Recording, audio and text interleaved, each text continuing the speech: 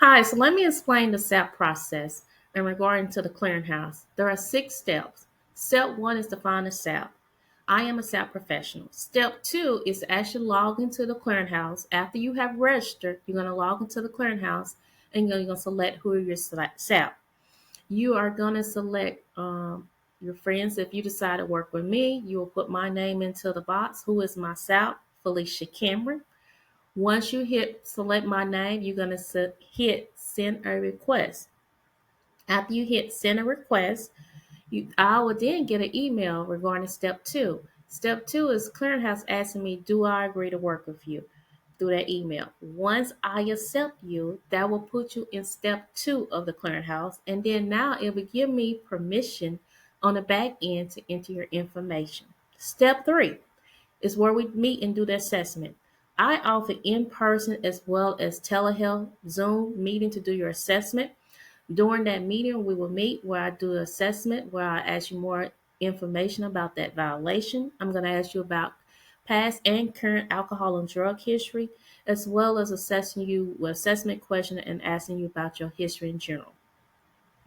I am trying to see if the person I'm talking to has a chronic or serious problem with alcohol and drugs. If they do, I would recommend some type of treatment. If it does not have a serious problem with alcohol and drug, then I will recommend some type of education courses to complete.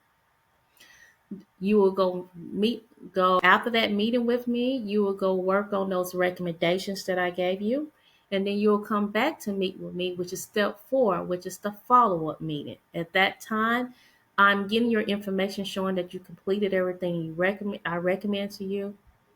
And I'm also doing an assessment and asking you and talking to you about what you learned from the course or treatment that you completed. Additional information at that time too. If everything is okay and you meet the requirements, then I will update step 4 of the clearinghouse. Step 5 of the clearinghouse is when you're applying for a new job and an employee send you for a pre-employment or return to duty drug test.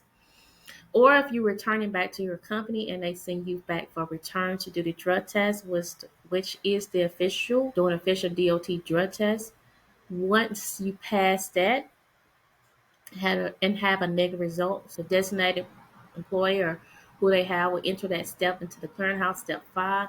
That will take you out of the negative in the clearinghouse. And okay.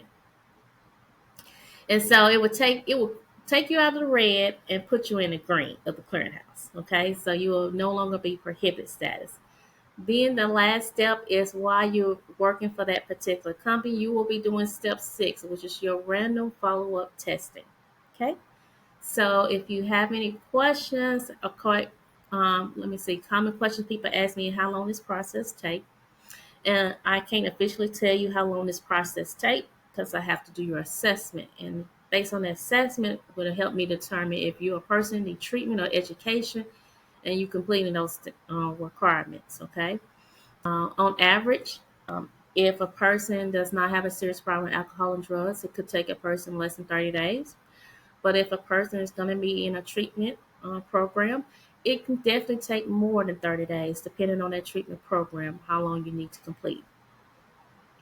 And common calls about questions about cost, I encourage you to give me a call at the office to get the cost of price because everyone's price could be different based on where you're located and how many violations you have, as well as sometimes throughout the year I do host different specials. So please call the office to get a cost for the SAP. Thank you.